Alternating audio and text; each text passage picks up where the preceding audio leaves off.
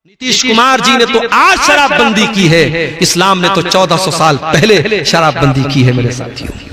और आज हुकूमतें शराबबंदी करती हैं मगर ब्लैक मार्केट में शराब बिकती है, 2 नंबर से शराब बिकती है, पीने वाले पीते हैं, पिलाने वाले पिलाते हैं। आओ 1400 साल पहले का मंजर तुम्हें याद दिलाता हूँ। कुरान की आयत नाजिल हुई, या अय्युहल्लज़ीना आमनू इन्नमल खम्रु वल मैसिरु वल अंसाबु वल अज़लामु रिजसुम मिन अमलिश शैतान। ऐ ईमान वालो, शराब के करीब न जाना, जुआ के करीब न जाना, पासे के तीर के करीब न जाना और गैरुल्लाह के आस्थानों के करीब न जाना।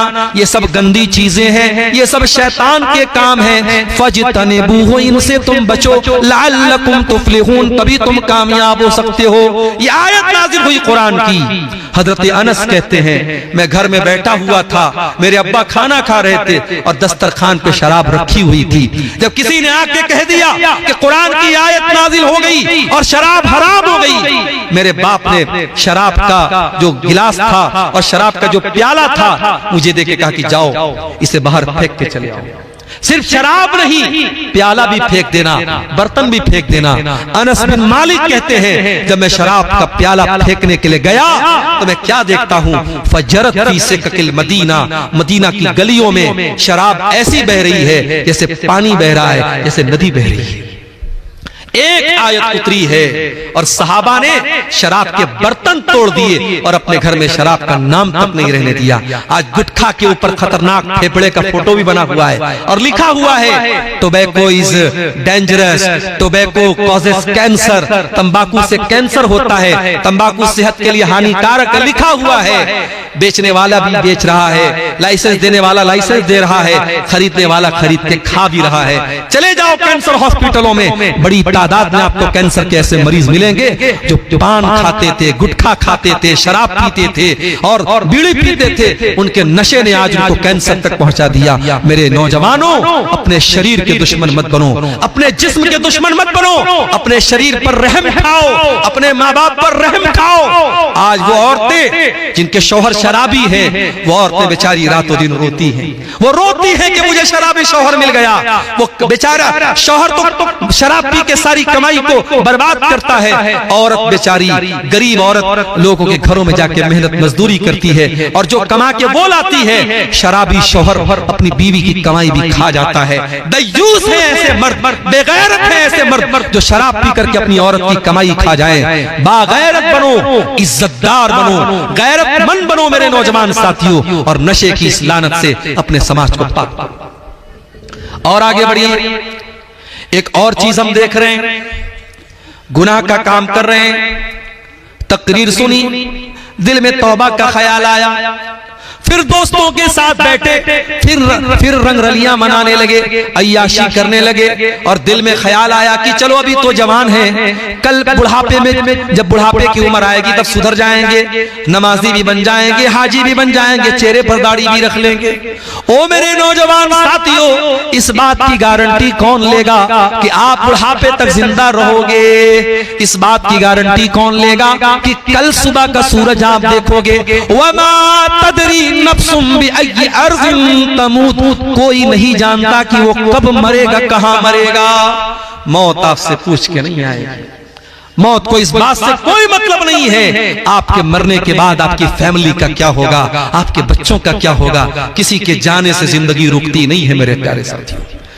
पिछले महीने का वाकया है, अभी 15 दिन भी नहीं हुआ होगा। झारखंड के देवघर में मेरा प्रोग्राम था और तकरीर करके मैं लौट रहा था। आधा घंटे के बाद जिम्मेदारों का फोन आया, मौलाना आप तो चले गए, हमारे गांव में बहुत बड़ा हादसा हो गया। मैंने पूछा क्या हो गया भाई? कहा कि आपके जाने के बाद जब जलसा खत्म हुआ, एक 20-22 साल का नौजवान जो कुरान का हाफिज भी था और छोटे छोटे 2 बच्चों का बाप था, वो बाइक से जलसे में आया था और तकरीर सुन करके बाइक से जा रहा था। 4-5 किलोमीटर के बाद उसका गांव था। जब सड़क से मेन रोड से अपने गांव के लिए मुड़ने लगा, उसने इंडिकेटर नहीं दिया, ये सोचकर के रात का टाइम है, इंडिकेटर की क्या जरूरत है। इसमें एक सबक ये भी मिलता है कि ट्रैफिक के जो रूल्स हैं उसे हमें फॉलो करना चाहिए। चाहे रात हो चाहे दिन हो, आप बाइक से निकलते हो हेलमेट पहन के निकलो, कार चला रहे हो सीट बेल्ट लगा के बैठा करो। मेरे साथ बहुत खतरनाक हादसा हुआ था 2 साल पहले यूपी के अंदर। रात में मैं जलसा करके लौट रहा था, गाड़ी पूरी स्पीड में चल रही थी, ड्राइवर को नींद आ गई। ड्राइवर को नींद आ गई और गाड़ी को ले जाकर के उसने ट्रक में भिड़ा दिया। वो तो अल्लाह का शुक्र है, मेरी आदत है, मैं कार में बैठता हूं, हमेशा सीट बेल्ट लगा के बैठता हूं। सीट बेल्ट मैं लगाया हुआ था और उस कार में एयर बैग था। जैसे ही गाड़ी ट्रक में लड़ी है और एयर बैग निकला है, और उस एयर बैग की वजह से मैं बिल्कुल आगे ड्राइवर के बगल में बैठा हूं, लेकिन अल्लाह का शुक्र है कि मेरे चेहरे पर या मेरे शरीर में एक खरोंच भी नहीं आई। मेरे पीछे एक साहब गए थे, उनका सर गाड़ी के ऊपर टकराया, वो बेहोश हो गए। ड्राइवर का पैर बुरी तरीके से जख्मी हो गया। और गाड़ी की जो हालत थी, मैंने फोटो डाला था फेसबुक के ऊपर, जिन लोगों ने गाड़ी को देखा वो तो उनको तो यकीन ही नहीं आ रहा था कि गाड़ी में कोई बचा होगा, लेकिन एयर बैग की वजह से अल्लाह ताला ने मुझे बचाया और उसको एक जरिया बनाया अल्लाह ताला ने। वहीं से ये सबक मुझे मिला कि हमेशा जो गाड़ी के अंदर जो सेफ्टी की चीजें हैं, हमें हमेशा उनका ख्याल करना चाहिए। उस नौजवान ने गाड़ी को मोड़ा है गांव की तरफ, इंडिकेटर नहीं जलाया और पीछे से स्पीड से पिकअप आ रही थी, पिकअप ने ठोका है उसकी गाड़ी को और ऑन द स्पॉट वो लड़का इंतकाल कर जाता है। जलसे से लौट रहा था, बीवी ने सोचा नहीं था मेरा शौहर जिंदा नहीं लौटेगा, बच्चों ने सोचा नहीं था 1 घंटे के बाद हम यतीम हो जाएंगे, माँ बाप ने सोचा नहीं था हमारा जवान बेटा हमसे रुखसत हो जाएगा। जिस घर में अभी खुशी का माहौल था, कुछ देर पहले अभी गम का माहौल हो गया और जवान बेटे की लाश घर में आती है। मेरे प्यारे नौजवान साथियों, जिंदगी में कब कौन सा हादसा हमारी जिंदगी की कि तार को तोड़ दे हम नहीं जानते। इससे पहले कि मौत आ जाए तौबा कर लो मेरे प्यारे साथियों। कल पर तौबा को मत टालो, कल की सुबह का इंतजार मत करो, अपनी जिंदगी के हर दिन को आखिरी दिन समझो और जितना जल्दी पॉसिबल है तौबा कर लो। और याद रखो हम कितने बड़े गुनहगार हैं, हम कितने बड़े खताकार हैं। अल्लाह ताला के यहाँ इससे फर्क नहीं पड़ता। अगर हम सच्ची तौबा कर लेंगे अल्लाह हमें अभी माफ कर देगा। अल्लाह कुरान में कहता है इन्नमत तौबतु अलल्लाहि लिल्लज़ीना यअमलून अस्सूअ बिजहाला। अल्लाह ताला अपने उन बंदों की तौबा कबूल करता है जो नादानी में आकर के गुनाह कर लेते हैं, सुम्मा यतूबून मिन करीब, और फिर वो जल्दी से तौबा कर लेते हैं, फउलाइका यतूबुल्लाहु अलैहिम, ऐसे लोगों की तौबा को अल्लाह कबूल कर लेता है। व कानल्लाहु अलीमन हकीमा, अल्लाह ताला सब जानने वाला हिकमत वाला है। वलैसतित तौबतु लिल्लज़ीना यअमलून अस्सय्यिआत, अल्लाह ऐसे लोगों की तौबा कबूल नहीं करेगा जो गुनाह पर गुनाह करते चले जाते हैं। हत्ता इज़ा हज़र अहदहुमुल मौत क़ाला इन्नी तुब्तुल आन, जब मौत का टाइम आता है तब इंसान कहता है कि ऐ अल्लाह मैं तौबा कर रहा हूं, लेकिन अब मौत को सामने देख करके तौबा करने से कोई फायदा नहीं है। इसलिए तौबा करो मेरे नौजवानों, इंतजार मत करो, ये जिंदगी दोबारा नहीं मिलेगी।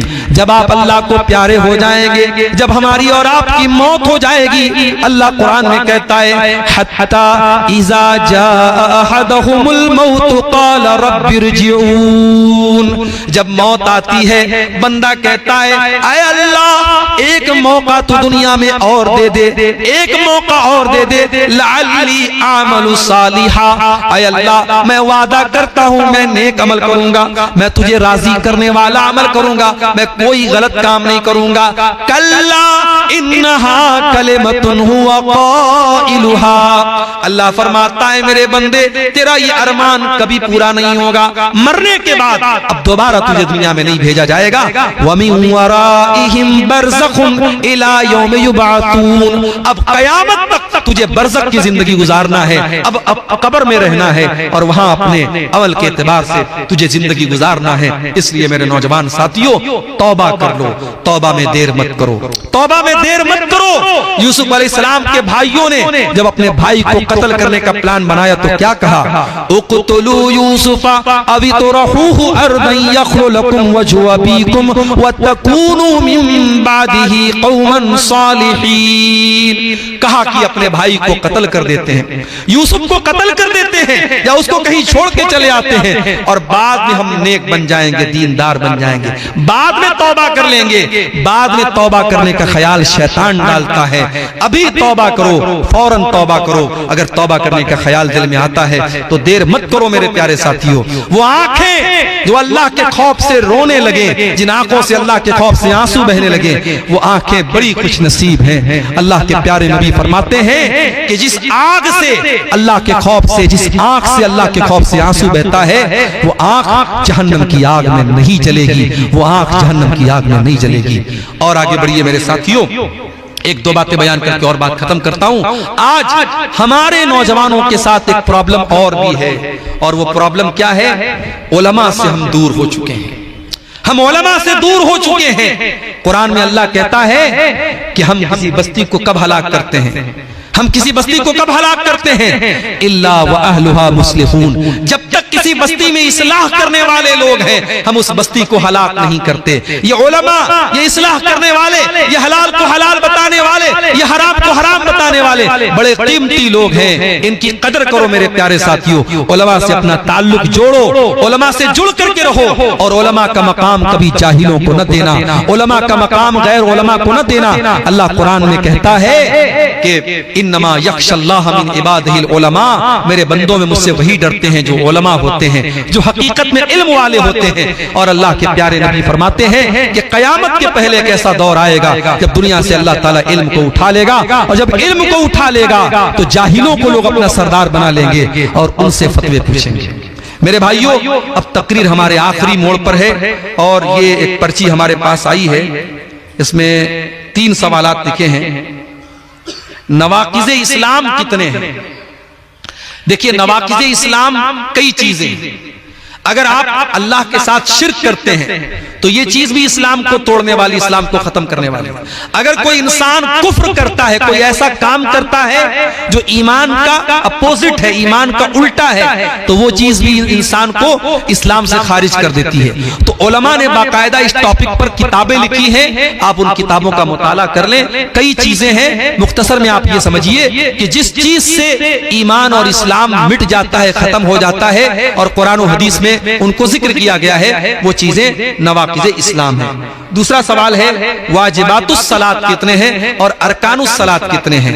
ये भी मौजू तफसील चाहता है। नमाज के अंदर वो तमाम चीजें जिनके बारे में कुरान और हदीस में कहा गया कि इनके बगैर नमाज नहीं होती, वो नमाज के अंदर वाजिब है, और उसमें से बात चीजें ऐसी जो नमाज का रुक्न है। जैसे सूरह फातिहा पढ़ना, ये नमाज का रुक्न है। अगर आप खड़े होकर के नमाज पढ़ सकते हैं तो खड़ा होना ये भी नमाज का रुक्न है। नमाज में रुकू करना ये नमाज का रुक्न है। नमाज में सजदा करना ये नमाज में रुक्न है। नमाज में आखिरी तशहुद में बैठना ये नमाज का रुक्न है। अस्सलामु अलैकुम कह करके नमाज खत्म करना ये नमाज का रुक्न है। अल्लाहु अकबर कह करके नमाज को शुरू करना ये नमाज का रुक्न है। तो नमाज में बहुत सारी चीजें ऐसी हैं जो रुक्न की हैसियत रखती है, कंपलसरी है, जरूरी है, और कुछ चीजें ऐसी हैं जो नमाज में सुन्नत है, मुस्तहब है। उनको अगर हम नहीं करेंगे नमाज तो हो जाएगी, मगर वो नमाज मुकम्मल नमाज नहीं होगी, सुन्नत के खिलाफ नमाज होगी। इसलिए बेहतर ये है, अफजल ये है कि हम प्यारे रसूल के तरीके पर नमाज पढ़ें। सल्लू कमा रअयतुमूनी उसल्ली, अल्लाह के प्यारे नबी ने फरमाया नमाज वैसे पढ़ो जैसे मुझे पढ़ते हुए देखते हो। नबी की नमाज का तरीका आज हदीस की किताबों में मौजूद है। आप उलमा से पूछ लें, कोई अच्छी किताब का मुताला कर लें, और नमाज का पूरा तरीका सीख करके उस तरीके पर आप नमाज पढ़ें। फिर आपको ये सवाल पूछने की जरूरत नहीं पड़ेगी अरकानुस सलात क्या है, वाजिबातुस सलात क्या है। बस नबी की जो नमाज का तरीका है उस तरीके को हम फॉलो कर लें। तो मेरे नौजवान साथियों, आपके ताल्लुक से ये चंद बातें मैंने रखी है। अब आखिरी बात, और मैं चाहूंगा कि इस बात के बयान करने के बाद हमारे वो भाई जिन्होंने अब तक कुलियतुल फारूक में इस प्रोग्राम में आए हैं और उन्होंने ताउन नहीं किया है, इंशाअल्लाह अगर वो मुझसे मोहब्बत करते हैं और कुरान और हदीस से मोहब्बत करते हैं, वो यहाँ आएंगे और इस इदारे का ताउन करके इंशाअल्लाह जाएंगे। आखिरी बात बयान करके बात खत्म कर रहा हूं। मैंने बीमारी तो बता दी, इलाज क्या है? नौजवानों के अंदर ये बुराई, ये बुराई, ये बुराई मैंने बता दिया, इलाज क्या है? आइए मुख्तसर में इलाज समझ लीजिए। पहला इलाज ये है कि अगर हम इन बुराइयों पर कंट्रोल पाना चाहते हैं, हम अपना ईमान मजबूत करें, अल्लाह से लौ लगाएं, अल्लाह से ताल्लुक जोड़ें। जब अल्लाह की मदद हमारे साथ होगी, जमाने की तमाम बुराइयां हमारे करीब नहीं आएंगी। जब तक अल्लाह हमसे राजी नहीं होगा, हम बुराई से नहीं बच सकते। इसलिए हम अल्लाह को राजी करने की कोशिश करें। बुरी संगत से बचें। नौजवान लड़कों से भी कहता हूं, नौजवान बहनों से भी कहता हूं कि किन लड़कियों के साथ तुम उठती बैठती हो और किन लड़कों के साथ उठते बैठते हो, इस बात का ख्याल करो। दड़ी मुंडों के साथ उठोगे बैठोगे, नशाखोरों के साथ उठोगे बैठोगे, हरामखोरों के साथ उठोगे बैठोगे, उनका अखलाक तुम्हारे अंदर पैदा हो जाएगा। मेरी बहनों, बेहया लड़कियों से तुम्हारी दोस्ती होगी, फाहिशा लड़कियों से तुम्हारी दोस्ती होगी, उनका अखलाक और कैरेक्टर तुम्हारे अंदर भी पैदा होगा। संगत अच्छी बनाओ, कूनू मास सादिकीन, अच्छे लोगों के साथ रहो। इसी तरीके से अगर इन बुराइयों से हमें और आपको बचना है तो कुरान ने एक तरीका बताया, नमाज की पाबंदी करो, नमाज की पाबंदी करो। इन्नस्सलाता कानत अलल मुमिनीना किताबन मौकूता, ये नमाज हर मुसलमान पर अपने टाइम से फर्ज है। इन्नस्सलाता तन्हा अनिल फहशाई वल मुनकर, और ये नमाज बेहयाई और बुराई से रोकने वाली है। इन बुराइयों से बचना है तो हम नमाज की पाबंदी करें, इंशाअल्लाह बहुत सी बुराइयों से हम कंट्रोल उनके ऊपर हम पा लेंगे। और ये भी याद रखिए, नौजवानों की इन बुराइयों में बहुत से वालिदैन और गार्जियन भी जिम्मेदार हैं, क्योंकि गार्जियन भी बहुत जिम्मेदार होता है। और अल्लाह ताला क़यामत के दिन पूछेगा, कुल्लुकुम राइन व कुल्लुकुम मस्ऊलुन अन रइयतिही। हर गार्जियन से पूछा जाएगा, तू लड़के का बाप था, तू लड़की की माँ थी, तेरा लड़का ये कर रहा था, तेरी लड़की ये कर रही थी, तू क्या कर रहा था, तूने क्यों नहीं रोका, तूने क्यों नहीं समझाया। एक गार्जियन की जिम्मेदारी है वो अपने बच्चों की अच्छी तरबियत करे, उनका अच्छा, उनकी तालीम और तरबियत का इंतजाम करे, उनको गलत बातों से रोके। इसी तरीके से मेरे अजीजों, मेरे भाइयों, अगर आप इन बुराइयों से बचना चाहते हैं, उलमा की मजालिस से आप जुड़ें, इस तरीके के दीनी प्रोग्रामों में आप जाएं। और माफ कीजिए, सिर्फ इंटरटेनमेंट करना, घूमना फिरना और जलसे में जाके वहां गोश्त खा के चले आना, ये नहीं होना चाहिए। आप जलसों में जाएं, प्रोग्रामों में जाएं तो जिम्मेदारी के साथ बैठ के उलमा के बयान को सुने, और एक कान से सुन के दूसरे कान से उड़ा न दें, बल्कि उस पर अमल करने की कोशिश करें। आज मैं कहीं जाता हूं, हमारे नौजवान कहते मौलाना एक फोटो लेना चाहता हूं, एक सेल्फी लेना चाहता हूं। बड़ा शौक है सेल्फी लेने का, मगर उन्हीं नौजवानों में मैं ऐसे नौजवानों को भी देखता हूं, नौजवान हैं और चेहरे पे दाढ़ी नहीं है, नौजवान हैं और मुंह में गुटखा रखे हुए हैं, नौजवान हैं, नमाज की पाबंदी नहीं है। मेरे नौजवानों, उलमा के साथ सेल्फी लेना ये कोई बड़ी बात और कमाल की बात नहीं है। बड़ी बात यह है कि अगर आप उलमा से मोहब्बत करते हैं तो उनकी बातों पर अमल भी करें। वो जो सही बातें और हक बातें आपको बता रहे हैं, उन बातों को आप फॉलो करें। अल्लाह से दुआ है, रब्बुल आलमीन हमारे नौजवानों की इस्लाह फरमा दे। रब्बुल आलमीन हमारे नौजवानों को हर बुराई और हर गंदगी से अल्लाह ताला उनकी हिफाजत करे।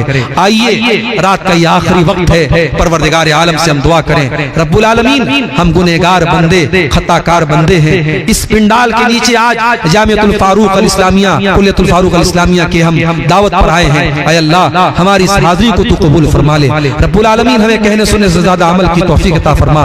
परवरदिगार, हम में से जो बीमार हैं उनको शिफाए कामिला आजिला अता फरमा। जो रोजी रोटी से परेशान हैं, ऐ अल्लाह उनके कारोबार में बरकत नसीब फरमा। हमारे वो नौजवान भाई जो नशे के शिकार हैं, ऐ अल्लाह उनको सच्ची तौबा की तौफीक अता फरमा। हमारी वो बहनें जो बेहयाई के रास्ते पर हैं, हमारे वो नौजवान साथी जो गंदगी के रास्ते पर हैं, ऐ अल्लाह उनको जल्द से जल्द तौबा करके पाक दामनी के रास्ते पे आने की तौफीक अता फरमा। रब्बुल आलमीन हमें हराम रोजी से बचा, हलाल रोजी हमें खाने और कमाने की तौफीक अता फरमा। जब तक तू दुनिया में जिंदा रख, इस्लाम पर जिंदा रख और हम सब का खात्मा ईमान पर हो।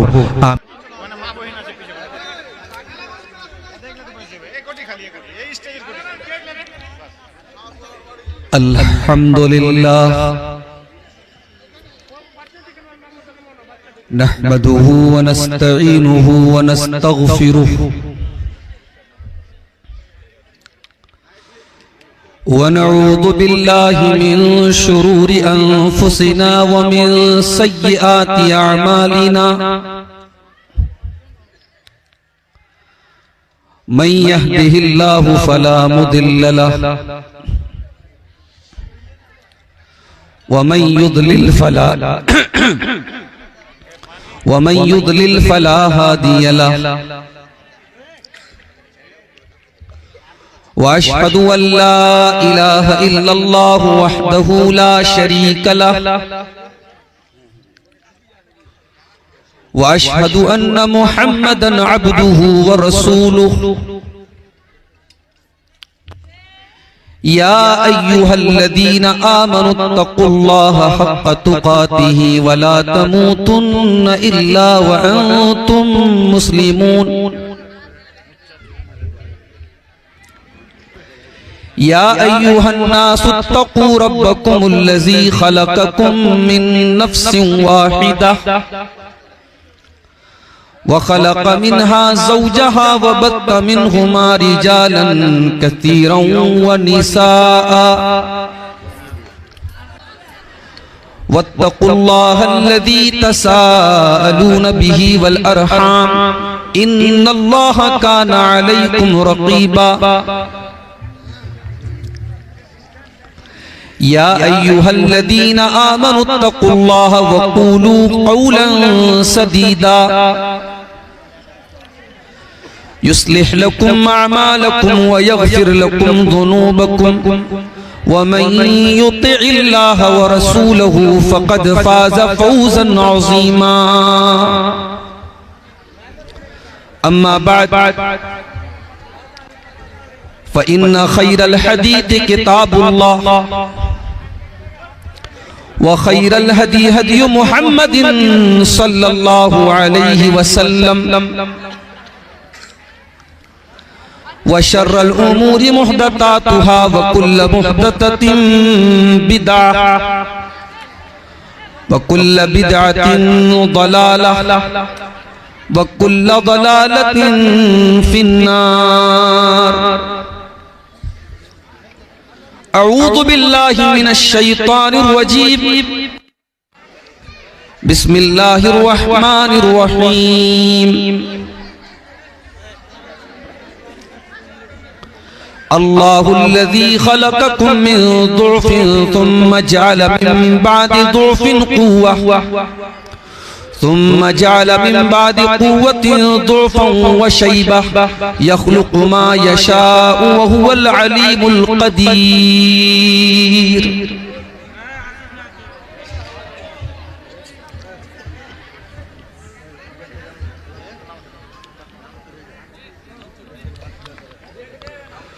फितने इश्क में मुब्तला हो गए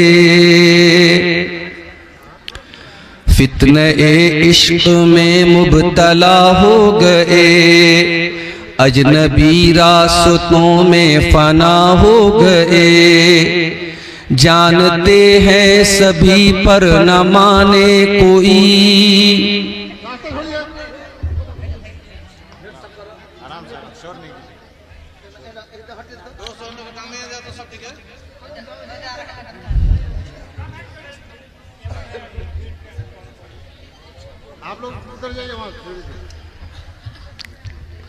जानते हैं सभी पर न माने कोई इस मोबाइल से हम बेहया हो गए इस मोबाइल से हम बेहया हो गए जाने मन जाने जा आपसे प्यार है रोज़ो शब रस्मी जुमलों की तकरार है रस्मी जुमलों की जद में कई मर्दो जन रस्मी जुमलों की जद में कई मर्दो जन नफ्सो शैतान के हम नवा बन गए इस मोबाइल से हम बेहया बन गए इस मोबाइल से हम बेहया हो गए गैर महरम के गम में परेशान है दौरे हाजिर के ऐसे मुसलमान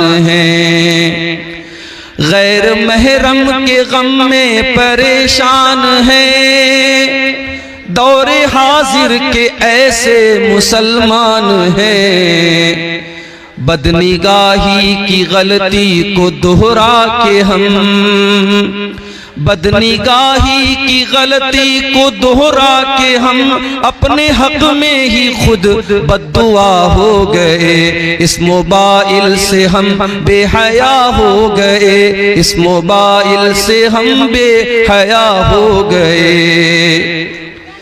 हम सफर ढूंढने की लगन में मगन, हम सफर ढूंढने की लगन में मगन, एक दुल्हा बना एक बनी है दुल्हन। हम सफर ढूंढने की लगन में मगन, एक दुल्हा बना एक बनी है दुल्हन।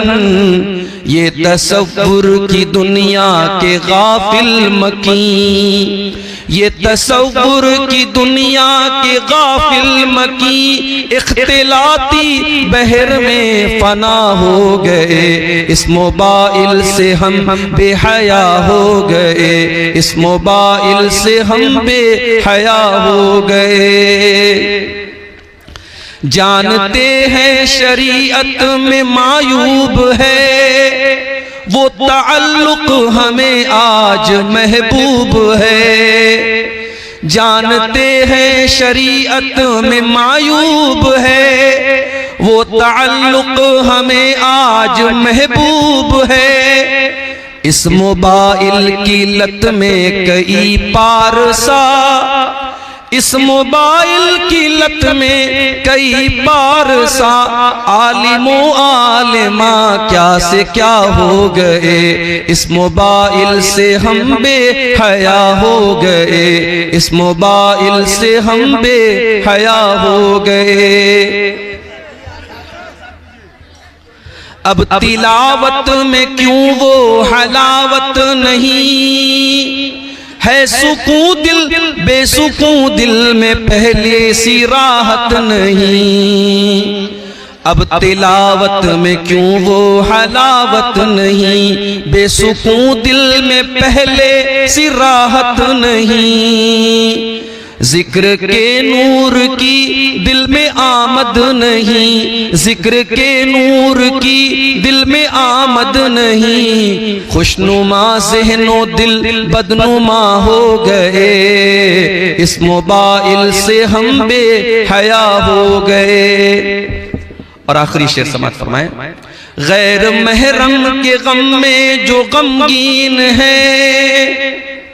ये नज़्म आज खास तौर से इसलिए पढ़ रहा हूं कि आज का जो दिन गुजरा है 14 फरवरी का दिन, ये पूरी दुनिया में इश्क और मोहब्बत के नाम पे बेहयाई और बदकारी को प्रमोट करने के लिए आज का दिन बनाया गया है। तो हमारे बहुत सारे नौजवान लड़की और लड़कियां भी इस बेहयाई में मुब्तला हैं। तो ये नज़्म खास तौर से उनके हवाले से है। गैर महरम के गम में जो गमगीन है, ज़ाहिरन नेक अंदर से बददीन है। गैर महरम के गम में जो गमगीन है, ज़ाहिरन नेक अंदर से बददीन है। खालिक़े दिल को दिल में बसाते नहीं, खालिक़े दिल को दिल में बसाते नहीं। मेरे अशआर से वो खफा हो गए, मेरे अशआर से वो खफा हो गए। इस मोबाइल से हम बेहया हो गए, इस मोबाइल से हम बेहया हो गए।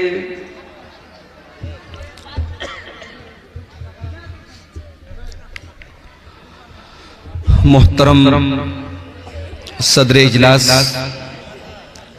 स्टेज के ऊपर मौजूद मोहतरम उलमाए किराम, नौजवान दोस्तों, माओ और बहनों, प्यारे बच्चों, कुल्लियतुल फारूक अल इस्लामिया गोशपुर सुपौल के इस सालाना प्रोग्राम में जो गालिबन इस इलाके का एक तारीखी प्रोग्राम होता है, जब में गफीर मर्दों और औरतों का इस प्रोग्राम में आज हाजिर है। और हम सब जानते हैं कि इस तरीके के जो प्रोग्राम हमारे इस इलाके में मदारिस की तरफ से होते हैं, उनमें उन मदारिस के लिए चंदा भी होता है और असल मकसद इस इजलास के मुनक़िद करने का इस इदारे के का ताउन करना और उसका चंदा करना ही होता है। जिम्मेदारों ने मुझसे भी गुजारिश की है कि मैं भी आप हजरात के सामने इस इदारे के लिए ताउन की कुछ अपील करूं। मैं मुनासिब समझता हूं, इतनी बड़ी पब्लिक में अगर 50 भी ऐसे लोग हैं जो अल्लाह से मोहब्बत करते हैं, रसूल से मोहब्बत करते हैं और ये चाहते हैं कि ये मदरसा चले और कौम के बच्चे और बच्चियां दीन की तालीम हासिल करें, अगर इस मजमे में तकरीर के आखिर में अगर 50 लोग भी ऐसे मिल जाएं जो हजार रुपया भी अगर दे दें तो एक बड़ी रकम मदरसे के फंड में आ सकती है। मैं अपील करूंगा आप सबसे, बड़े दर्दमंदाना अंदाज में, मैं चंदा करने वाला मौलवी नहीं हूं और वो मेरी फील्ड भी नहीं है, लेकिन आप मुझसे मोहब्बत करते हैं और ये मुझसे जो मोहब्बत है वो मेरी जात से नहीं बल्कि कुरान और हदीस की वजह से मोहब्बत करते हैं। उस मोहब्बत के हवाले से मैं अपील करूंगा कि आप हजरात इस प्रोग्राम में जाने से पहले ये काम जरूर करके जाएं और इस इदारे को जो इस इलाके में बड़ी अहम खिदमत अंजाम दे रहा है, और मैं कई असातिज़ा से मिला जो बड़े पुराने और सीनियर आलिम हैं और जामिया सलफिया बनारस के हमारे मादर इल्मी के फारिग हैं, वो इस इदारे में आज पढ़ा रहे हैं। बहुत अच्छे असातिज़ा का स्टाफ है ऐसे इदारे में जहां कौम के बच्चे और बच्चियां पढ़ रहे हैं। हमारी जिम्मेदारी है, हम सब की अखलाकी, ईमानी और दीनी जिम्मेदारी है कि हम इस जलसे का मकसद जरूर पूरा करें और यहां से जब उठें तो जलसे का ताउन करके जाएं। जिन भाइयों ने अब तक ताउन कर दिया है, अल्लाह उनको भी बेहतरीन बदला दे। जिन्होंने नहीं किया है और अभी इंशाअल्लाह जलसे के आखिर में करेंगे, अल्लाह उनके भी सदकात और खैरात को कबूल फरमाए और अल्लाह हम सब की इस हाजिरी को कबूल फरमाए। मेरे भाइयों, प्रोग्राम बहुत ही बेहतरीन अंदाज में चल रहा है और सुकून के साथ आप हजरात सुन रहे हैं। मैं चाहता हूं कि इसी सुकून के साथ आप तकरीर सुने। मुझे जैसे ये अंदाजा लगेगा कि अब आपकी बर्दाश्त की ताकत कम हो रही है और लोग तकरीर अब सुनना नहीं चाहते, मैं वहीं से व आखिरु दावाना अल्हम्दुलिल्लाह रब्बिल आलमीन कह के आपसे इजाजत ले लूंगा। आज की तकरीर का जो मौजू मैंने चुना है, उस मौजू का ताल्लुक समाज और कौम के उस तबके से है जो तबका समाज का सबसे अहम तबका है। जिस तरीके से हम ये देखते हैं कि किसी मकान को आप बहुत शानदार बना दें, अगर मकान की बुनियाद कमजोर है, अगर मकान की फाउंडेशन गर्म पानी है, थोड़ा ठंडा पानी हो जाएगा।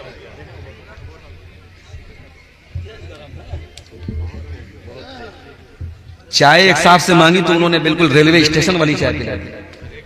और बोतल है उधर की बोतल, पानी वाला बोतल लाइए था, बहुत गर्म है। समाज का सबसे अहम तबका कौन सा? समाज का कौन सा वर्ग है जो सबसे महत्वपूर्ण है, सबसे इंपॉर्टेंट है? अगर समाज का वो तबका खराब हो जाए, वो तबका बिगड़ जाए तो पूरा समाज नष्ट हो जाएगा, बर्बाद हो जाएगा। वो कौन सा तबका है? वो तबका है नौजवानों का तबका। जिस कौम के नौजवान अच्छे हो, बेहतरीन हो, आला दिमाग वाले हो, अच्छे अखलाक वाले हो, उस कौम को तरक्की से कोई नहीं रोक सकता।